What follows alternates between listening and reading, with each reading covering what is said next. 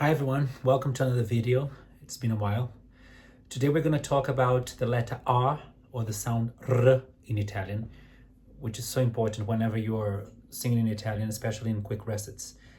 For me, this letter or sound causes the most problems in Italian pronunciation when the performer's first language is English.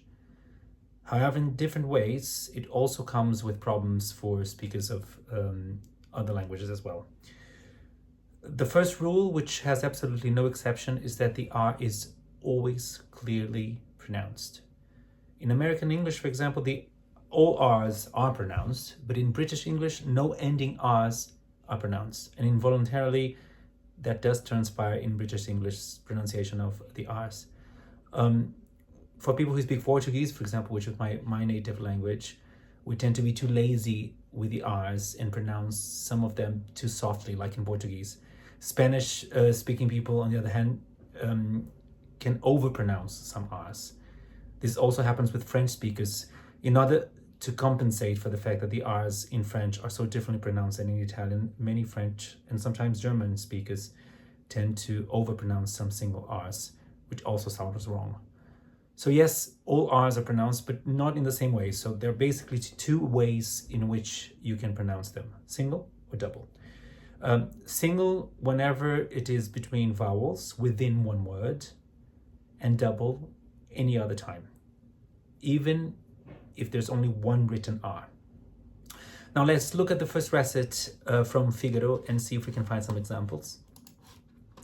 I will speak the text exaggerating what we talked about and pointing out what mistakes people often make.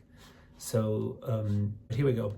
Cosa stai misurando, caro il mio figaretto? So not cosa stai misurando, caro il mio figaretto. One R, it's between vowels. Rara, not R. Again, figaretto, not figarretto.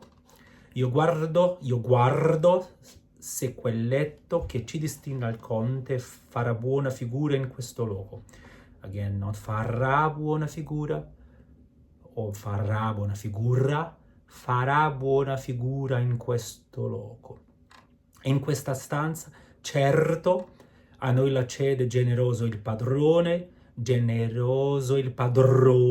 io per me te la dono e la ragione l'ho qui.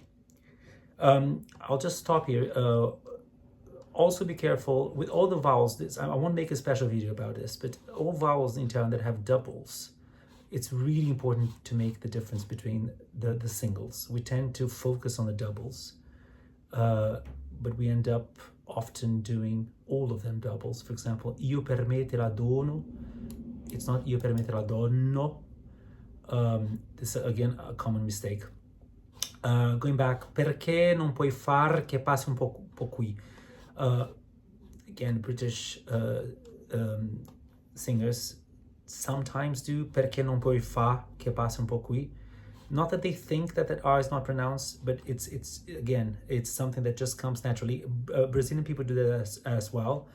Some R's, they just slip. So it's really important to pay attention to speak all the R's. These two rules, they sound really simple, and they are simple, but you would be surprised with how often the mistakes are made, and it's silly because it's really easy to fix, and it does completely change the color of your Italian and how people perceive it as well, even though they might not know why if they don't speak Italian, but it does make a big difference. So yeah, I hope this was helpful. Please let me know if you have any questions. Quick reminder of our Ensemble Academies this year still. We still have a few male roles available for Don Giovanni in March. There's still time to learn the role, so write to us if you're interested. There are roles for all voices available in the Baroque double bill with Dido Inez and Aces and Galatea, as well as for Teseo in June. So Dido Inez and Aces and Galatea in May. Please check the link in the description to guide you to our website, and I hope to see you next time.